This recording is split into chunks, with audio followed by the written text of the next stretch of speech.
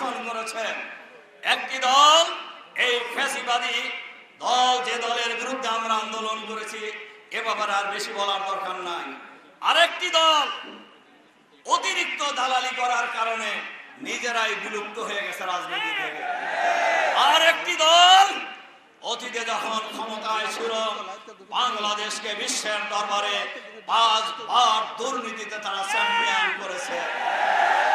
আর এর ধারাবাহিকতা 5ই আগস্টের পর থেকে চাঁদাবাজি থেকে শুরু করে বালু খাওয়া, পাথর খাওয়া শেষ করেছে। এবার বাংলাদেশের মানচিত্র খাওয়ার ষড়যন্ত্রে নিয়োজিত হয়েছে।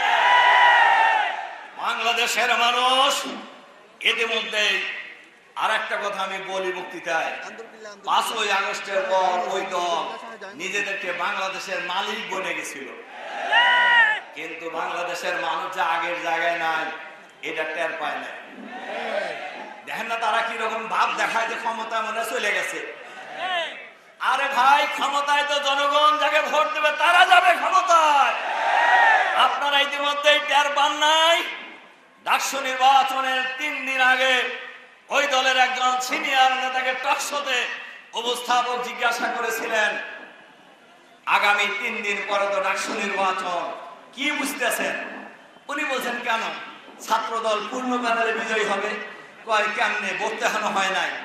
কয় যে না, ছাত্র দল বাদ দেন, আমি ভোট দিব কার? মানে ওনাদের ভাব হয়েছে এরকম, তো ওনাদের দল ছাড়া আর বাংলাদেশে ভোট দেওয়ার কোন লোক নাই। গত 9ই সেপ্টেম্বর ঢাকা বিশ্ববিদ্যালয়, প্রাচ্যের অক্সফোর্ড বলে খ্যাত, বাংলাদেশের দ্বিতীয় পার্লামেন্ট বলে খ্যাত ডাকসু নির্বাচনে সকল দল মিলে যে ভোট পেয়েছে, ইসলামী ছাত্র শিবির একাধার চাইতে বেশি ভোট পেয়ে বিজয়ী হয়েছে। জাহাঙ্গীরনগর বিশ্ববিদ্যালয়ে তাই হয়েছে। আমাদের নেতৃবৃন্দের বক্তব্য শুনেছেন, আমরা বিশ্বাস করি এই ধারাবাহিকতা অব্যাহত থাকবে ইনশাআল্লাহ। এবং এই ধারাবাহিকতায় আগামী জাতীয় সংসদ নির্বাচনে বাংলাদেশের মানুষ দাঁড়িপাল্লার পক্ষে নীরব বিপ্লব ঘটাবে ইনশাআল্লাহ। এই বিপ্লব কেউ ঠেকাতে পারবে না ইনশাআল্লাহ। অতীতেও ষড়যন্ত্র করেন এই আন্দোলনকে দমন করা যায় নাই, আগামী দিনেও কেউ দমন করতে পারবে না ইনশাআল্লাহ। এজন্য আসুন আমরা ঐক্যবদ্ধ ভাবে, আগামী নির্বাচন ফেব্রুয়ারিতে অনুষ্ঠিত হবে।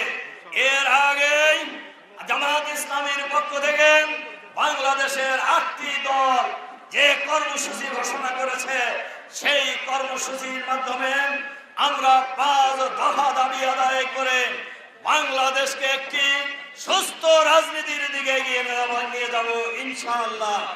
কোন ষড়যন্ত্র, কোন শক্তি আমাদের এই কর্মসূচি বাস্তবায়নে কোন প্রতিবন্ধকতা সৃষ্টি করতে পারবে না ইনশাআল্লাহ। এই দেশ কোন কারণ ব্যক্তির বাবার দেশ নয়, এই দেশ কোন পরিবারের দেশ নয়, এই দেশ বাংলাদেশের 18 কোটি মানুষের দেশ।